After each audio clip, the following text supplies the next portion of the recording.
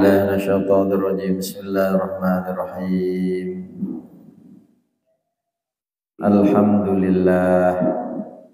Alhamdulillahi rabbil alamin. Wal 'aqibatu lil muttaqin wa la 'udwan illa 'alal zalimin. Asyhadu an la ilaha illallah wahdahu la syarika lah. Wa asyhadu anna Muhammadan abduhu wa rasuluh la nabiyya wa la rasula ba'dah. Allahumma salli wa sallim ala sayyidina Muhammadin wa ala alihi wa ashabihi ajma'in, amma ba'du.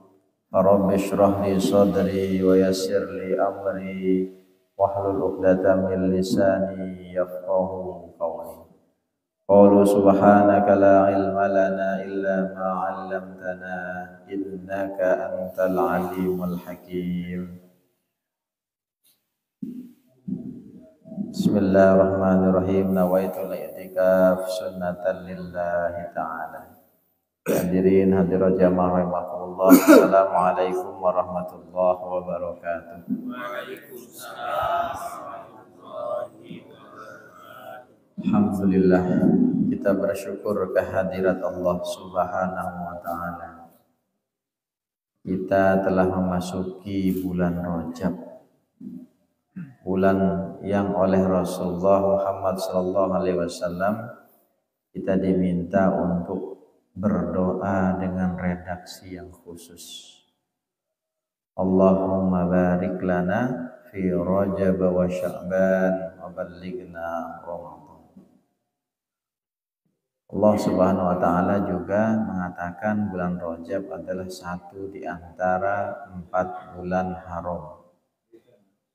Zulqa'dah, Zulhijjah, Al-Muharram, dan Rajab. Di antara 12 bulan dalam Islam. Jadi bulan itu sama, jumlahnya 12, baik itu Hijriyah maupun Masehi. Kalau Masehi Januari sampai Desember, kalau Hijriyah Al-Muharram sampai Zulhijjah, sama-sama 12 jumlahnya. Tapi ada 4 bulan yang haram.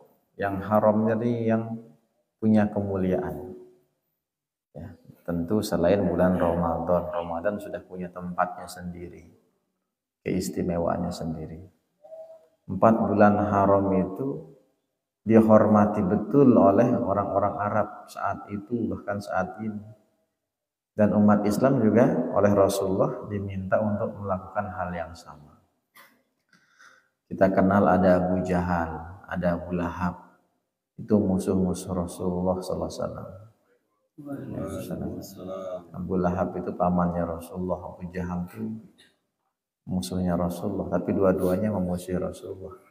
Itu kalau masuk bulan haram, 1 atau di antara 4 bulan itu juga mereka mengerti. Mereka nggak mau perang, nggak mau berbuat jahat. Saking menghormatinya bulan haram. Itu orang kafir. Itu orang yang memusuhi Rasulullah. Bagaimana dengan kita? Maka kenapa rahasianya bulan Rajab itu adalah bulan haram? Tentu kalau makna dan rahasia aslinya itu adalah hanya Allah yang tahu. Tetapi kalau kita coba lihat dari penjelasan para ulama, kita hayati, kita amati, satu, memang Allah itu ya tidak sekali, itu sering kali memilih waktu-waktu tertentu memiliki keistimewaan-keistimewaan. Di antara 7 hari itu hari Jumat yang istimewa. Kenapa enggak semuanya? Di antara 12 bulan kenapa cuma 4 yang haram? Kenapa cuma bulan Rajab dan Sya'ban yang Allah mabarik lana? Kenapa enggak di Syawal? Kenapa tidak di bulan Safar? Kenapa? Itu terserah Allah, rahasia Allah. Sama halnya kalau dalam berdoa itu ada waktu mustajab. Bukan berarti tidak boleh berdoa di luar waktu mustajab. Setiap saat itu berdoa, tapi ada waktu-waktu yang khusus yang kita diminta jangan sampai melewatkannya. Nah, dikasih 4 bulan haram saja di antara 12 masih ada yang Tanya, kenapa cuma bulan Rajab sama Sya'ban saja yang barik lana? Di bulan yang lain bagaimana? Tetap doa. Karena ada redaksi doa Rabbana atina fid dunya. Saya itu secara umum. Selama kita hidup, kita disuruh berdoa tentang kebaikan dunia dan akhirat. Tetapi kenapa ada barik lana, Rajab dan Sya'ban ini? Tuh, satu, karena tentu Allah menginginkan ada orang kesungguhan dalam beribadah di bulan-bulan itu. Ibnu Abbas, sahabat Rasulullah yang mulia, itu mengatakan, kalau ada orang yang beramal soleh di bulan Rajab, di bulan yang haram gitu, yang 4 itu akan dapat lipat gandaan catatan amal.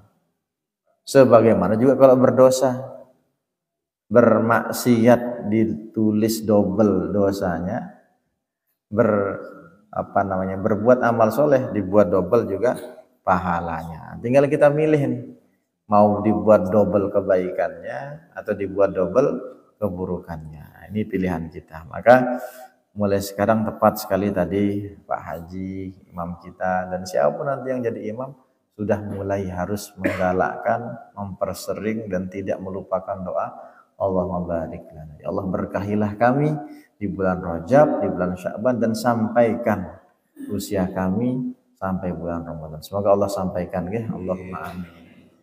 Jadi kalau sudah masuk bulan Rajab itu terhitung H-60. Ini sudah masuk 5 hari begitu, ya tinggal 55 hari lagi Ramadan itu. Ya, 55 lah kurang lebih. Kalau lihat tanggalan tuh sekitar akhir, kalau enggak 28, 29 Februari atau bahkan paling telat awal Maret itu. Jadi yang kita tunggu-tunggu tuh tidak hanya 1 Syawal Idul Fitri saja, tetapi kapan Ramadan datang. Dan banyak di antara kita yang sudah tidak dapat kesempatan Ramadan. Maka kita perbanyak. Apa maksudnya berkah itu apa Ibu? Berkah itu ya secara umum maknanya kebaikan. Allahumma barik lana, ya Allah berkahilah kami. Berkahi anak kami, berkahi harta kami, berkahi waktu kami, berkahi usaha kami, berkahi umur kami. Kita minta kebaikan.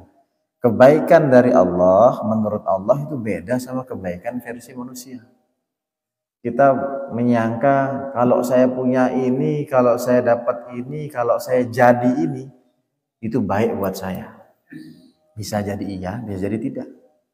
Tapi kalau sudah baik menurut Allah, baik dari Allah, baik menurut Allah, itu pasti baik bagi manusia.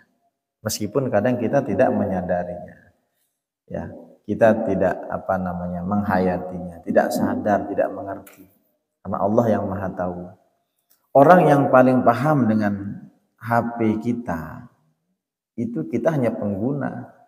Kita paham ini karena sudah terbiasa make, ataupun kita paham karena kita baca buku panduannya. Yang paling paham mengerti adalah yang buat HP itu. Kita manusia ini banyak nggak taunya, bahkan terhadap diri kita sendiri. Kita nggak pernah tuh lihat jantung kita bagaimana usus kita. Yang kita bisa lihat, tengok adalah di YouTube, di TV. Tapi yang paling paham, paling mengerti, paling tahu tentang kita adalah pencipta kita, yaitu Allah. Maka selalu husnuzonlah kepada Allah, yakinlah, percaya, serahkan urusan kepada Allah. Maka keberkahan itu secara umum maknanya kebaikan. Bertambahnya taat itu baik. Bertambahnya harta tidak menjadikan orang itu lupa, itu baik. Berkurangnya harta tapi makin taat, itu bisa jadi baik. Ya.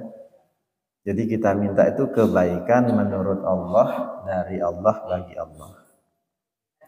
Itu ya. Nah, kita kembali ke kajian kita, kajian kitab Bulughul Maram. Kemarin sudah sampai ke hadis ke-15, sekarang kita hadis ke-16. Ini penutup sebelum kita masuk bab baru. Salam.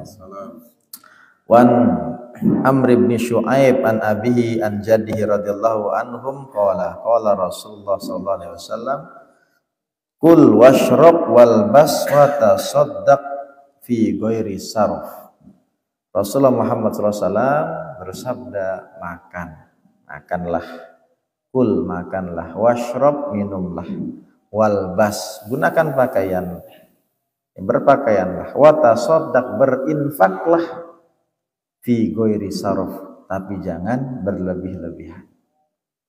Sedekah itu bagus, tapi sama Rasulullah disuruh jangan berlebih-lebihan.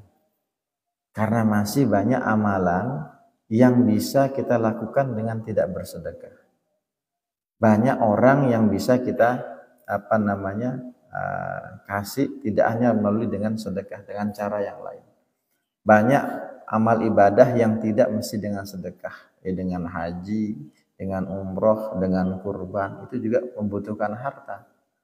Maka sedekah dikatakan jangan berlebih-lebihan. Makan jelas, makan itu enak kalau sepiring, 2 piring. Tapi kalau satu keraru, satu nari sendiri, itu berlebihan dan tidak akan nikmat. Yakin, lambung kita ini sudah didesain sama Allah. Kalau panduannya Rasulullah itu setengah makanan, ya setengah minuman, setengah udara. Ya, ada angin, tempat berembuk di situ. Yang sering terjadi, ini selalu kita ulang-ulang, bencana orang puasa, khususnya Ramadan. Berat, males, terawih. Karena dia nganggap hanya sunnah. Di kepalanya itu sunnah adalah sesuatu yang kalau dikerjakan pahala, tidak dikerjakan nggak apa-apa. Itu aja dihafalin. Itu salah itu. Coba diberubah definisi pahala. Apa sunnah itu? Sunnah itu adalah mengundang cinta Allah, semakin dekat dengan Rasulullah. Coba dirubah itu. Dan yang kedua faktornya karena kekenyangan. Kekenyangan ini karena tidak bisa mengatur isi perut. Kalau Pak Haji Wahid bilang 3J itu. Jumlahnya, jam makannya, sama jenisnya. Ini sudah nasi, tambah kentang, tambah jagung, ya tambah ubi. 1 kali makan itu sama karbohidrat itu. Jenisnya tuh beragam, makanya 4 sehat 5 sempurna. Tapi kalau adanya itu, ya itu kita makan. Tetapi kalau bisa memilih, kita bedakan tuh. Ini ya 1 kali makan ya daging, ya ikan, ya telur, ya sate. Itu satu jenis itu. Jenisnya sama itu, protein hewani semua. Ya, boleh. Makanya kalau kita prasmanan tuh disuruh milih. Tapi namanya kita ya, namanya diundang kalau apalagi prasmanan harus di hotel. Wah, semua apa yang kita coba aja. Yang kadang kita agak miris itu apa? Kalau tempat prasmanannya banyak, makan nasi. Udah gitu, sana ada bakso diambil. Boleh kalau perutnya kuat, kalau dia tahu akan dapat hadiri undangan, dia sejak pagi nggak usah makan, bagus. Tapi ngambilnya kira-kira. Saya kadang sering lihat rumah makan banyak, sisa setengah, pindah lagi sisa setengah. Itu zolim, itu betul zolim. Ada sebenarnya perut-perut yang lebih berhak. Kadang ada yang datang terlambat, nggak dapat, nggak kebagian ya karena model-model yang tadi makan banyak, maunya banyak, angannya tapi baru kelihatannya enak kayaknya itu ambil. Kalau dia tanggung jawab, dia makan, diambil, dihabiskan, nggak masalah. Tapi memang panduannya itu kita harus kul washrab, makan, minum sesuai kebutuhan, sesuai dengan hajat keperluan. Kalau keinginan itu tidak akan bosan-bosan, tidak akan ada habisnya diikuti. Bahkan makan minum disuruh secukupnya, sewajarnya. Watas walbas, berpakaian juga. Berpakaian bagus boleh nggak? Boleh. Berpakaian mahal boleh silahkan. Apalagi dia pakai sholat. Nanti menghadap bupati bajunya bagus, harga 1 juta 2 juta. Pakaian sholat, mohon maaf pakai yang robek-robek, pakai yang ini kaos oblong. Jadi tidak sesuai menempatkan. Kalau pengen dilihat orang pengen bagus.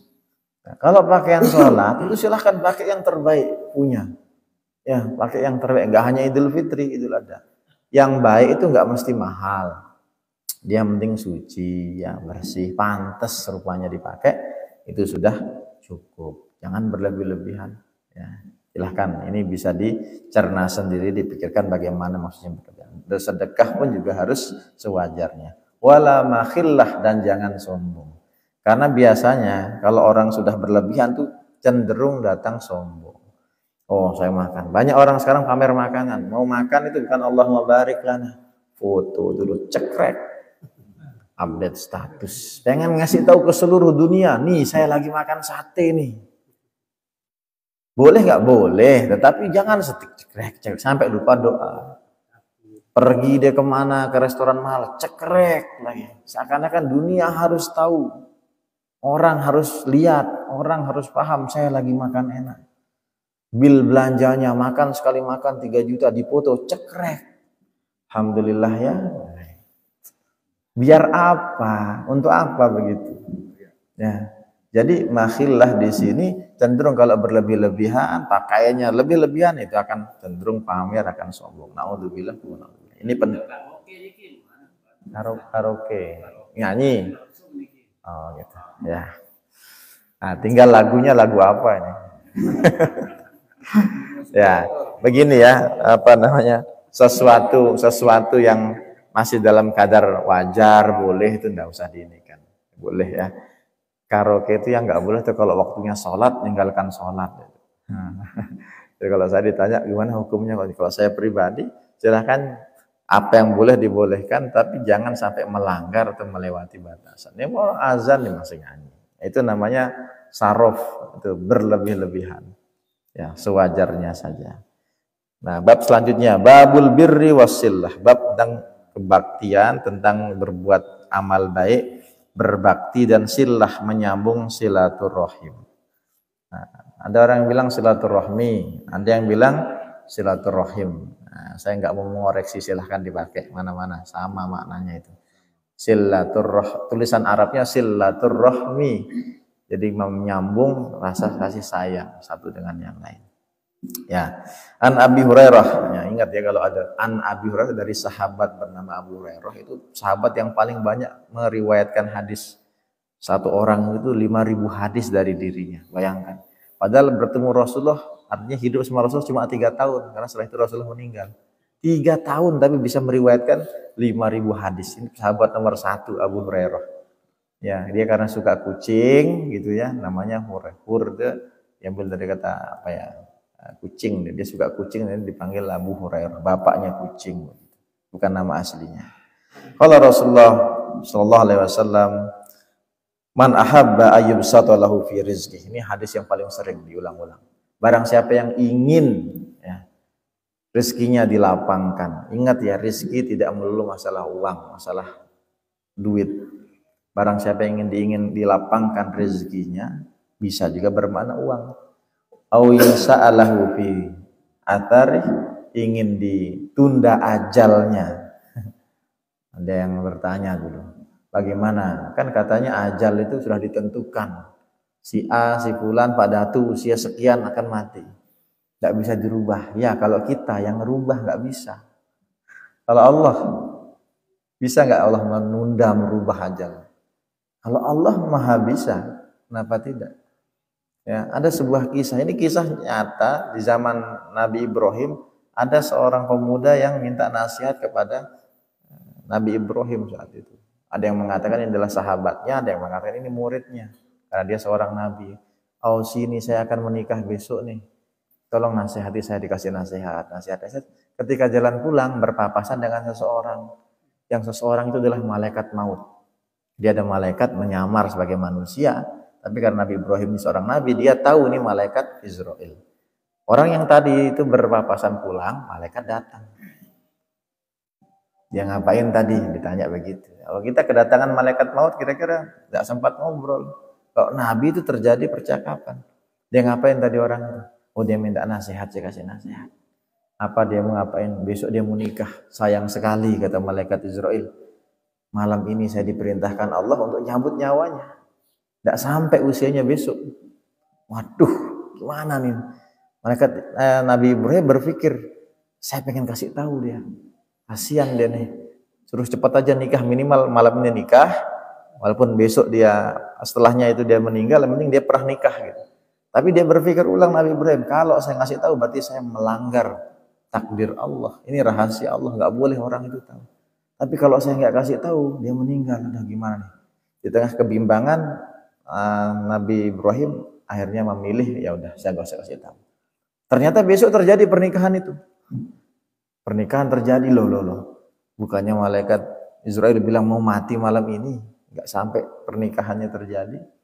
Maka dikatakan setelah menikah sehari dua hari ditunggu, bahkan bertahun-tahun ditanya. Bertemu lagi dengan Nabi malaikat Israel. Wahai Israel, suatu ketika pernah ingat nggak dulu akan bilang akan ada umatku yang malam besoknya akan menikah, malamnya itu ajalnya tiba. Kenapa dia sampai sekarang masih hidup dan punya anak? Oh, malam itu dia bersedekah. Dia bersedekah kepada orang yang menerima sedekahnya munajat kepada Allah, minta diberikan keberkahan kepada orang yang bersedekah itu, yang calon pengantin itu, dan minta dipanjangkan usia. Jadi tidak ada yang bisa menolak takdir, merubah takdir, mengganti takdir selain dengan doa, bisa dengan sedekah, dan tentu atas izin Allah. Ya. Ajal itu bisa berubah Bapak Ibu kalau Allah yang menghendaki. Kita ngelihat orang ada yang tabrakan sudah ukuran dia meninggal, motor sudah hancur, mobil sudah remuk, masih hidup tuh. Kenapa? Allah yang menghendaki. Bisa jadi ada doa-doanya yang menjadi tirai, jadi hijab penghalang dia yang seharusnya ukuran manusia, yaitu meninggal. Maka barang siapa yang ingin dilapangkan rezekinya, kata Rasulullah, dan ditunda ajalnya, fal yasil rahimah, maka sambunglah silaturahim. Ingat, satu musuh terlalu banyak, 1000 teman terlalu sedikit. Ini Nabi Sulaiman punya pesan ini. Nabi Sulaiman punya anak. Nabi Sulaiman ini kan anaknya Nabi Daud. Nabi Daud, nah ini punya anak Nabi Sulaiman. Nabi Sulaiman punya anak, dikasih pesan. Kalau kamu menyangka punya teman satu, musuh satu itu sedikit, salah. Ketahuilah yang satu itu sudah terlalu banyak. Kita mau ke pasar ketemu orang yang nggak sapaan sama kita, belok kita cari gang yang lain. Ketemu lagi belok lagi, nggak enak rasanya, sempit dunia ini. Tapi punya teman 1000 belum tentu ke pasar kita ketemu. Tapi kalau kita ke pasar kita ketemu, ke Mataram kita ketemu, di jalan ada yang nyapa ini itu. Teman kita banyak, tapi yang 1000 kita anggap banyak itu sebenarnya adalah masih kurang. Apalagi temannya di Facebook. Temannya 1000. Berapa teman saya? 1000 di Facebook. Yang kenal paling cuma 20. Maka jangan merasa punya teman banyak walaupun 1000. Tetap masih harus punya berteman, sambung terus. Ya, jadi sebisa mungkin kita cari 1001 alasan untuk bersahabat, berkawan. Minimal tidak menzolimi orang. Minimal tidak menyakiti hati orang. Bercanda itu ada tempatnya, ada waktunya. Tidak semua orang mau dikepak kepalanya. Ada yang mungkin saking dekatnya dia bisa saling toel, tapi ada orang yang tidak bisa dibegitukan. Nah, makanya likulli maqamin maqal. Di setiap tempat ada ucapannya, setiap ucapan ada tempatnya. Ketika orang sedang bersedih, jangan kita ngakak-ngakak. Ketika orang sedang bahagia, jangan ceritakan yang sedih-sedih. Jadi masing-masing ada tempatnya. Maka Masya Allah, pesan Rasulullah, perbanyaklah atau kuatkanlah silaturahim jika kita ingin satu, dipanjangkan usianya, ya, akhtar ditunda ajalnya, dan juga diluaskan rezekinya, lapang. Contoh lapang rezeki itu begini, Bapak Ibu yang harusnya keluar uang tapi bisa tidak keluar uang karena teman, karena pertemanan. Bapak Ibu yang harusnya ini nggak punya kendaraan, harusnya naik ojek, keluar uang 10.000 ke pemenang misalnya. Anggaplah 10.000 ke pemenang. Tapi karena ketemu teman, dia dekat, dia akrab, mau kemana? Mau pemenang, ayo sekalian naik. Tidak dimintai uang. Jadi uangnya terselamatkan 10.000, itu adalah bentuk rezeki. Dipercaya orang, mau didengerin orang, ya, orang kita sakit dia peduli. Yang harusnya uang itu keluar, saya pengen beli jajan karena saya sakit, tapi tidak dibawain jajan. Itu bentuk-bentuk cara-cara datangnya rezeki karena silaturahim. Nah, hadis yang kedua, qala Rasulullah sallallahu alaihi wasallam, la yadkhulul jannah qati, tidak masuk surga orang yang memutus. Dikatakan apa? Memutuskan apa? Qati'a rahim, pemutus silaturahmi. Ingat, yang mutus ya, yang mengawali permusuhan. Mungkin kita dimusuhi orang, padahal kita nggak nganggap dia musuh. Yang memusuhi itu yang diancam oleh Rasulullah tidak masuk surga. Kalau orang yang dimusuhi, sedangkan dia nyantai-nyantai saja, dia tidak menganggap sebagai musuh, maka insya Allah tidak masuk kepada hadis ini. Maka berbeda, Rasulullah itu dimusuhi sama Abu Jahal, tapi yang mulai permusuhan siapa? Abu Jahal. Rasulullah memusuhi itu karena dia tidak mengimani Allah dan tidak percaya kepada syariat Islam. Jadi ini secara umum sama, hendaknya kita menyambung silaturahim, jangan sebaliknya memutus silaturahim. Hadis yang ketiga, innallaha wala Rasulullah sallallahu alaihi wasallam, innallaha harrama alaikum uquqal ummahat. Sungguhnya Allah SWT mengharamkan kepadamu, pada kita semua, durhaka kepada ibu. Ya secara umum kepada orang tua. Durhaka kepada orang tua ini fatal, naudzubillah. Yang masih punya ibu, ayo dijaga, dirawat ibunya. Yang sudah tidak ada, bagaimana cara berbaktinya? Ihsana. Kalau birrul walidain itu identik selama hidup. Ya, masih hidup itu bisa kita birrul walidain. Kita hormati, kita pijati, kita pijat, kita belikan suatu, kita bawakan makanan kesukaannya. Tapi ketika sudah meninggal, bagaimana caranya berbakti kepada orang tua? Itu disebut ihsan. Ihsan itu artinya kita melihat, kita beramal seakan-akan melihat Allah. Kalau kita nggak mau melihat Allah, tapi yakinlah Allah itu melihat kita. Karena Allah melihat kita setiap saatnya. Bahkan ketika orang tua kita sudah meninggal, tetap kita juga akan bisa dapat pahala. Bagaimana? Melanjutkan kebaikan-kebaikan orang tua. Ada temannya bapak kita, temannya ibu kita, misalnya sudah meninggal, sambung, tetap jenguk. Ini bapak saya ngasih dia sarung setiap Ramadan mau Lebaran. Ada rezeki, sambungin. Ini bapak ibu saya dulu ketika masih hidup sedekah selalu ke pondok ini, kasih semampu kita, ya, sebatas kemampuan kita, sambungkan kebaikan-kebaikan, lanjutkan kebaikan-kebaikan. Itu artinya ihsan. Apalagi kita mendoakan orang yang sudah meninggal. Yang hidup saja didoakan, apalagi yang sudah meninggal, yang sudah tidak lagi bisa beramal. Maka uququl ummahat diharamkan oleh Allah Subhanahu wa taala, durhaka. Wa'dal banat, mengubur anak perempuan. Ini tradisi jahiliyah dulu. Bahkan ada dikatakan dalam sebuah riwayat, ada seorang bapak yang malu, ya. Jadi orang Arab jahiliyah, bangsa Arab jahiliyah sebelum Rasulullah itu punya anak perempuan dianggap aib, dianggap hinaan, dianggap sebuah yang tidak berguna, tidak bisa diajak berburu, tidak ada harga dirinya. Perempuan sangat dilecehkan saat itu, mohon maaf. Makanya datangnya Islam itu mengangkat harkat dan martabat perempuan.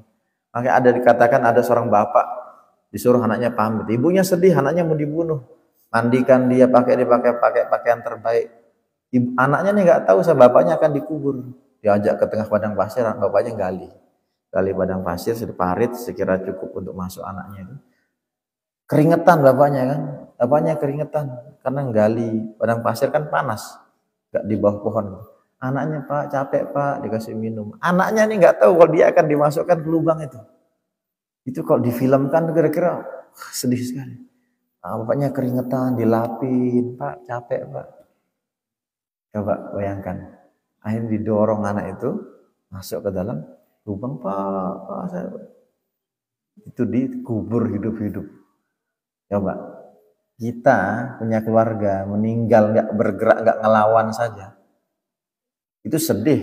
Begitu dimasukkan ke liang lahat, ini bagaimana anak kandung, ya masuk terus dia yang tadi ngelapin keringat kita, dia yang ngasih kita minum, dia yang perhatian, lalu jatuh, dia nggak tahu itu bapaknya yang dorong. Tolong, kita dengan teganya Insya Allah.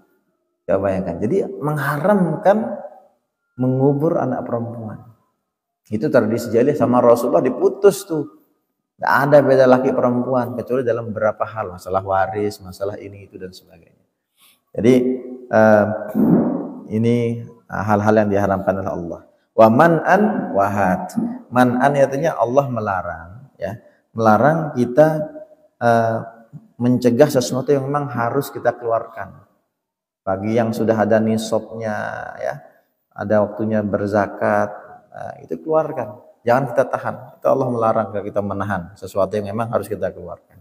Atau wahad. Wahad artinya sesuatu yang tidak menjadi hak milik kita, jangan kita ambil. Kalau kita mau, kita pengen izin caranya. Ada mangga tetangga, ya. Udah jelas-jelas yang punya siapa, ya.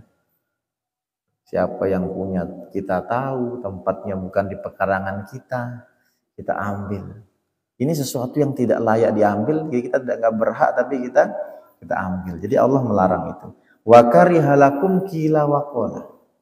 Dan Allah Subhanahu wa taala melarang kita, benci kalau kita mengatakan sesuatu yang masih diperdebatkan kebenarannya. Qila wa qala itu konon katanya. Oh, kata dia begini, kita belum bisa buktikan. Makanya dalam penyampaian informasi pastikan BAL, bal. Benar, akurat, lengkap. Sesuatu tuh kalau kita benar, baik kita sampaikan. Bermanfaat enggak? Akurat beritanya, sudah kita tahu kebenarannya, sampaikan. Dan lengkap informasi. Kalau masih katanya, lebih baik jangan disampaikan ke depan umum. Kalau dibicarakan 1 berdua orang, silahkan. Tapi kalau disampaikan di mimbar, disampaikan tempat umum, mengajak, menghasut, memfitnah orang dengan sesuatu yang tidak benar, maka ini sangat dibenci dan dimurkai Allah. Jadi wa karihalakum qila wa qala. Yang katanya masih konon, wa kasratus su'al. Allah melarang kita banyak bertanya. Nah, banyak bertanya yang bagaimana? Tipe orang bertanya itu ya ada macam-macam. Ada satu orang yang benar-benar bertanya pengen tahu. Jadi saya bertanya ini pengen tahu. Ada yang kedua, ini masih pertama boleh. Yang kedua ini masih boleh juga. Tapi dia sengaja bertanya, padahal dia tahu jawabannya. Tapi agar yang lain dengar. Saya begini nih, ada yang bertanya enggak? Ada yang nanya nih, saya dah nanya nih. Tapi dia bertanya agar dijelaskan, agar yang lain mendengar jawabannya. Ini masih boleh juga. Yang agak pelik, ini susah nih kalau dia nguji. Saya tahu jawabannya, pengen tahu ilmunya dia tahu atau enggak. Atau pengen membandingkan dengan orang lain, dengan tuan guru lain, dengan ustadz lain. Karena orang tuh kadang beda-beda bacaannya, beda-beda tempat ngajinya. Ya, makanya kita kalau ini bisa bilang wallahu a'lam. Setelah jawab itu bilang wallahu a'lam, artinya Allah yang maha tahu yang paling benar itu apa. Kita hanya sebatas bacaan kita. Kalau kita nggak tahu, kita nggak usah jawab. Jadi kasratus soal itu adalah terlalu banyak bertanya dan terlalu banyak meminta. Nah, makanya kita tuh minta dalam hidup sewajarnya saja. Lagi minta sama manusia, minta sekali dikasih, minta 2 kali dikasih, 3 kali, 4 kali, udah mulai nyebeng deh. Kamu kayak nggak ada orang lain saja selain saya tempatnya minta. Nah, lain. Beda sama Allah. Ya itulah Allah bukan orang. Allah itu pencipta kita, zat yang maha mulia, yang semakin diminta semakin senang. Kalau manusia sesabar-sabarnya, ya, sedermawan-dermawannya, mungkin ada masa dia itu jenuh kalau sering dimintai. Maka kita nih minta, kalau pengen minta, jangan nyuri, jangan nyolong. Sewajarnya, seperlunya. Ya, kemarin saya minta rumput itu, karena saya melihat rumput itu, minta rumput itu. Sudah siapin ya? Oh, alhamdulillah. Harus dibeli, nanti kita beli. Idha'atul mal, memubazirkan uang. Jadi mubazir sama boros itu ada bedanya. Mubazir itu kalau sesuatu itu sudah kita punya. Ya. Ada air kita pakai wudu. Air itu bisa jadi masuknya mubazir, boros. Kapan? Kita hidupin keran, cekrek. Ketemu sama teman, air sudah bunyi nih. Berapa kabar? Air sudah, kita udah masih ngelipet, taruh peci, kayak sarung. Belum mulai wudu, air sudah dihidupin. Itu namanya tabzir. Jadi maksudnya kita kurangi lah yang begitu. Kalau kita tahu, kita kan keran kita nih, yang tutupnya biru itu ya, itu aneh tuh keran tuh. Dibuka kebesaran, kalau sedikit kita buka ada kekecilan, makanya kadang susah gitu. Makanya biasanya orang pakai tambahin selang tuh biar dia agak ke bawah. Jadi termasuk air bisa saja kita itu membazirkan. Tapi kalau boros, Ya, boros itu adalah sesuatu yang belum kita punya tapi kita beli. Makanya kita lihat-lihat nih, jangan-jangan banyak sesuatu di rumah kita yang sebenarnya kita nggak benar-benar butuh, tapi ada. Contohnya begini, nanti pulang, ini saya sering-sering sampaikan di mana-mana. Kita ini badan kita satu, tapi kalau kita punya baju 500 pasang, 500 buah, kayaknya kebanyakan. Solusinya apa? Kasih orang, sedekahkan. Yang masih layak pakai, yang sudah kita tidak kangguk sudah nggak apa-apa, tapi masih layak pakai. Mungkin badan kita yang kebesaran, bajunya kekecilan, warnanya masih agak pudar, tapi masih bagus, masih silahkan dikasih. Kalau kita belum bisa ngasih orang yang baru, kasih yang lama nggak apa-apa. Sarung punya kita 70 biji, ngapain untuk 70 biji? Kalau bisa punyanya 10-15 masih mungkin lah karena akan dipakai gantian. Tapi punyanya 70. Kalau dia dagang sarung itu nggak apa-apa. Dia jualan. Kenapa saya punya satu kok berapa 15 lusin ya? Karena di dagang nggak apa-apa. Yang penjual sarung gimana? Ya. Nah ini hati-hati yang ngoleksi ini. Yang suka kolektor itu punya jam tangan 50. Nah siap-siap sudah itu. Sumalatus alunna yauma idzin anin. Jadi kalau mubazir itu sesuatu sudah kita punya tapi kita sia-siakan. Tapi kalau sedekah nggak ada yang sia-sia. Tapi kalau boros itu kita sering kali membeli sesuatu yang tidak kita benar-benar butuhkan. Oke, boleh. Ya. Yang perlu kita tanyakan ini adalah keafdolan dan batas daripada suatu amal. Nah, di sini yang pertama yang sampaikan keafdolan daripada sedekah. Di jamaah kita atau di masyarakat andaikan ada orang miskin, ya, ada orang miskin, sedangkan di tempat lain ada kita kasih makan-makan, ya, makan-makan. Jadi yang mau jawaban dari bumbu mana yang lebih abdul kita utamakan, orang yang benar-benar kurang atau yang kita kasih makan, itu yang pertama. Yang kedua, batas. Mohon maaf, seorang mu'alaf yang baru masuk muslim, kalau yang dengar itu harus kita bantu dengan materi apa saja. Nah, batasan itu sampai di mana? Terima kasih. Terima kasih Pak Nuresa. Jadi dikatakan wa'adzal qurba wal yatama wal aqarib. Jadi kalau kita sedekah itu ada istilahnya dalam Al-Quran itu adalah dzil qurba, orang yang dekat. Dekat itu bisa dekat posisinya rumahnya sama kita, yaitu tetangga. Bisa secara nasab hubungannya itu keluarga. Keluarga dalam Islam itu adalah orang yang memiliki pertalian darah, dekat sama kita. Tapi kalau tetangga itu dikatakan Rasulullah yang 40 rumahnya ke kanan, 40 rumahnya ke depan, ke kiri, ke belakang. 40. Jadi keluarga itu kadang tapi bisa jadi lebih daripada keluarga haknya. Kalau memang itu adalah satu komunitas, misalnya dia itu muslim semua. Kenapa? Karena begini, ketika kita dapat musibah kebakaran, keluarga kita belum datang, tetangga kita lah yang pertama kali menyelamatkan. Ketika kita meninggal, tidak ada satupun orang atau keluarga dekat, bisa jadi keluarga lah tetangga lah yang paling pertama menjumpai. Ini kok bapak ini kok dari tadi pagi nggak keluar. Betapa banyak orang yang meninggal ketika sudah anaknya sudah besar hidup di rantauan atau berpisah, itu ditemukan setelah alhamdulillah ya 2-3 hari setelah meninggal karena mungkin ada bau yang menyengat dan sebagainya. Jadi emang kita kalau bicaranya afdoliyahnya mana, kita lihat kalau ada keluarga kita, apalagi keluarga itu tinggalnya dekat rumah kita, itu didahulukan pertama. Ya. Tapi kalau kita lihat di tempat lain, di rumahnya lain, kadang-kadang di tetangga kita benar-benar ada yang membutuhkan, itu yang didahulukan. Jadi dia bisa saja bermana konteksnya hubungan dekat, ya hubungan darah pertalian keluarga. Banyak juga orang berkeluarga ya musuhan atau bahkan nggak saling akrab karena tetangganya lebih dikenal satu sama lain. Jadi kadang karena kalau kurban ada kurban bedanya gini, jangan serahkan ke kampung lain kalau di kampung kita masih ada yang perlu.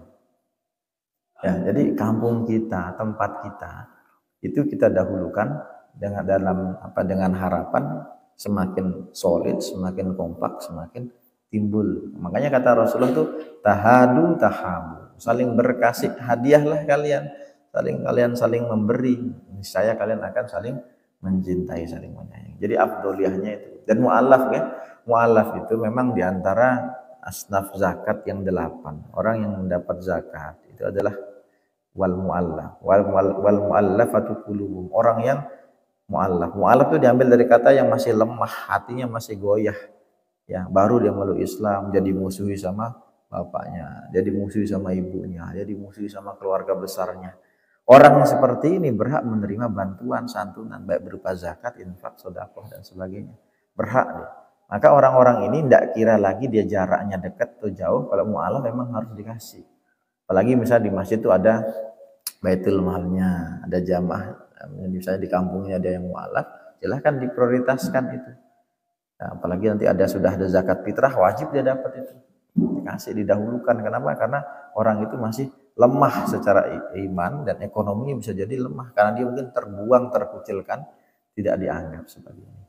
Tapi kalau misalnya dia orang yang mampu, ya tidak lagi terlalu diperhatikan, nggak apa, tapi dia perlu dapat bimbingan, pembinaan. Ya, jadi mu'alaf termasuk orang yang mendapatkan afdoliyah atau keutamaan sasaran, ya, pemberian sedekah, infak dan zakat begitu. Gitu nggih. Terus boleh.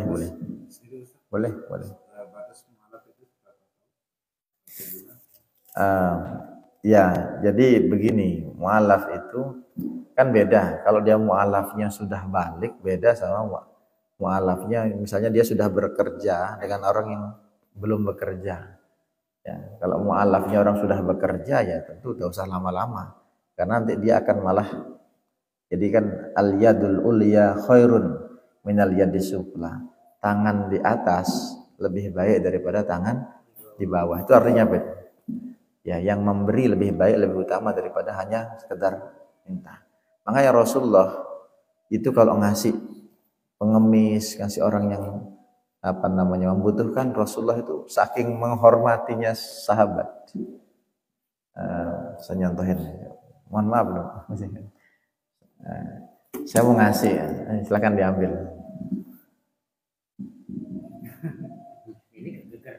Enggak, saya diambil. Salah. Rasulullah nggak mau gitu. Coba diambil. Nah, tangannya bapaknya di atas saya. Rasulullah tidak ingin sahabat itu kelihatan lebih rendah daripada Rasulullah. Rasulullah tuh kalau ngasih itu nggak gini. Jadi kesannya Rasulullah itu tinggi dan yang menerima itu rendah. Tapi Rasulullah ngasihnya begini sehingga sahabat menaruh tangannya di atas Rasulullah mengambil. Jadi tidak merasa rendah. Itu adabnya Rasulullah gitu. Jauh, dikembali jauh lah. Ya. Jadi itu saking Rasulullah tuh pengen, nah kalau ngasih begitu kan caranya, jangan Kalau kita pakai tangan kiri, kita pakai stang kiri, Pak. Itu lain itu. Kalau saya lepas ini itu lain ya, lain babnya itu ya. Jadi ada hal-hal yang memang boleh di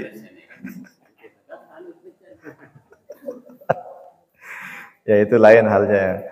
Ada beberapa hal yang memang boleh dimaklumi kalau misalnya kita boleh. Yang garis bawahi. Oke. Dan nomor itu kan sudah ditentukan. Sekarang kita ini sebagai manusia, setiap kita sholat, tetap kita minta umur panjang. Apakah umur yang tentukan itu karena kita tetap minta umur panjang, apakah bisa ditambah? Oke, begini, bagus dari pertanyaannya. Semua pengen panjang umur, terus terang, semua pengen panjang umur. Pengen panjang umur itu boleh. Yang dilarang itu tulul amal pakai hamzah bukan ain. punya panjang cita-cita, banyak, terlalu banyak, pengennya banyak, itu yang kadang orang itu lupa tentang kematian. Tapi punya panjang umur, makanya di lagu di itu panjang umurnya, panjang umur itu sebenarnya doa itu. Meskipun itu saya tidak terlalu sarankan, tapi tepat pilihannya umur yang panjang, bukan usia, karena usia itu ya angkanya bertambah dari 27, 28, 29, 30. Bertambahnya usia, berkurangnya umur, jatah. Umur itu jatahnya. Ajal itu masa tiba finishnya. Begini, kalau bertambahnya umur, kita kan minta umur kita ini tambah. Apakah dari 65 bisa jadi 66, 67? Kalau Allah berkehendak bisa. Itu secara kuantitas bertambah. Dari 60 jadi 65, dari 60 jadi 70. Kalau Allah berkehendak bisa. Tapi ada penafsiran kedua, bertambahnya umur ini bukan angkanya, tapi kualitas. Kualitas itu begini. Imam Nawawi itu meninggal usia 45 tahun.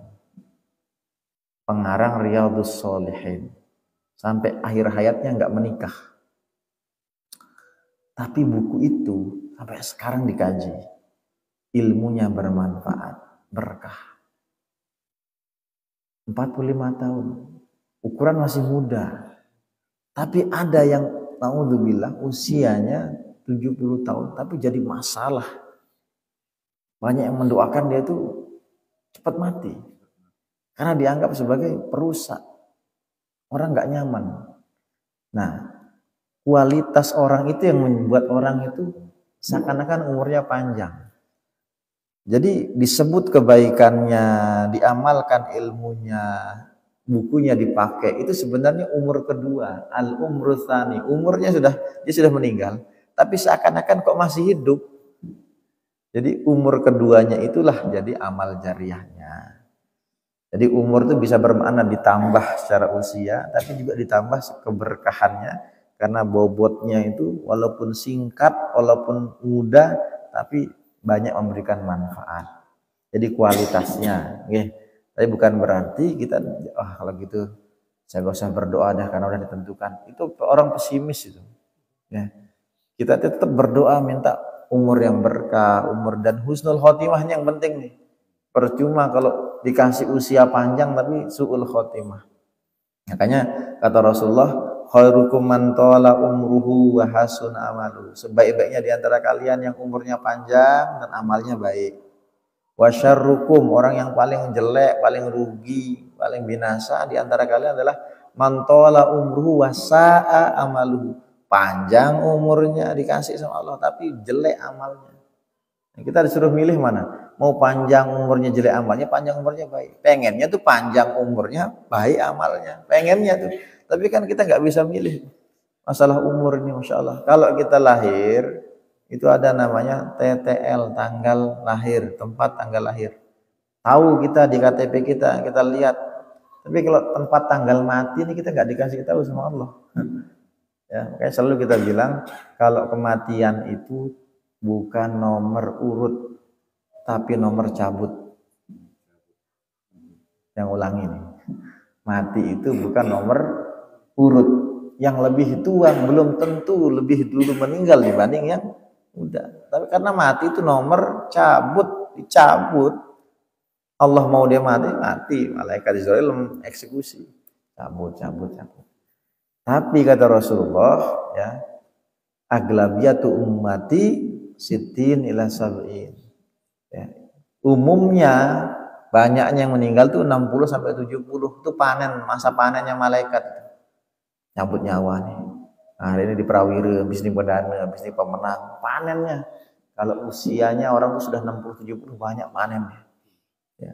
Makanya saya selalu bilang ke teman-teman, ke anak-anak, bahkan ke jamaah bilang, kalau ada tetangga kita yang mati, meninggal, ketahuilah saat itu sebenarnya malaikat Israel sudah mampir di kampung kita. Sudah mampir, malaikat Israel itu sudah mampir. Jangan ngerasa, kok kayaknya malaikat Israel enggak, saya hilang dari daftar list. Saya kayaknya sama malaikat Israel lupa sama saya. Enggak ada. Enggak akan tertukar. Ya. Jadi kalau ada orang meninggal tangga kita, orang tua kita, keluarga kita, yakinlah saat itu emang saat itu udah dekat sekali malaikat sama kita, tapi karena bukan ajal kita, nah dia tinggalkan, dia pergi lagi. Nah, tugasnya banyak, dia keliling dunia. Ya, bahkan bisa jadi 1 detik ini tak ini yang meninggal di dunia ini berapa orang. Sebagaimana yang juga lahir juga banyak sekali.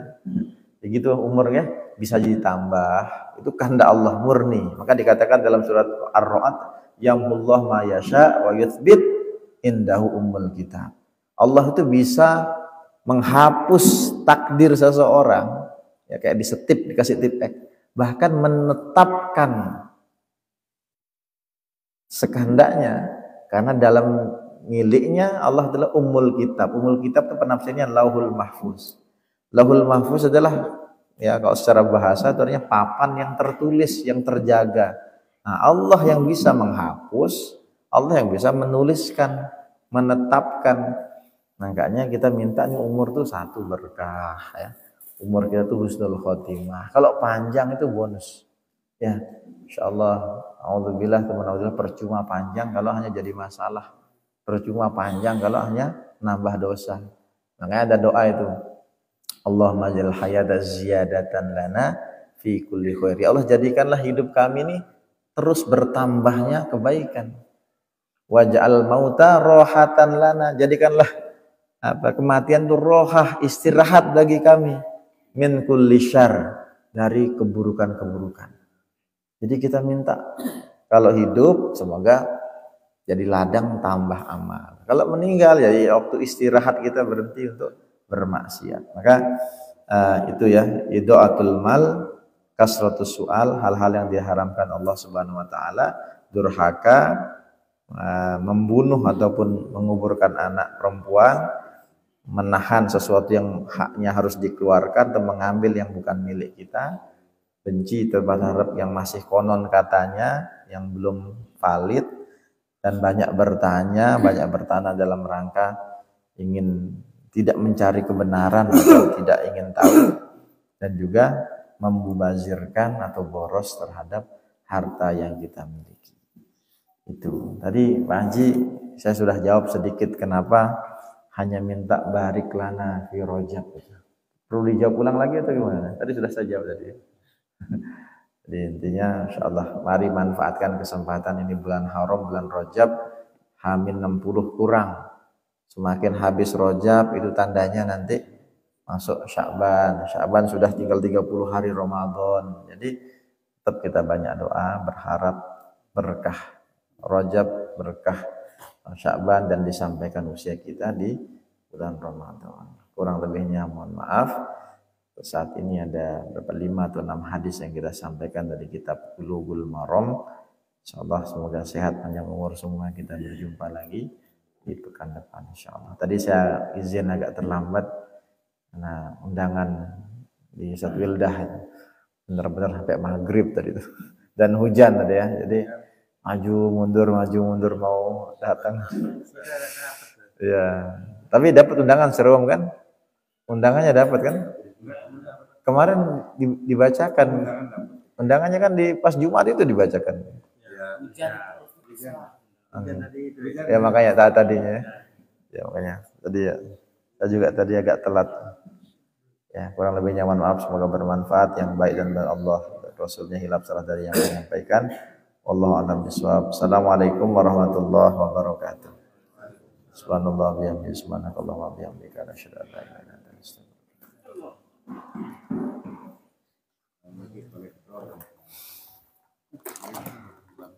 Yang tinggi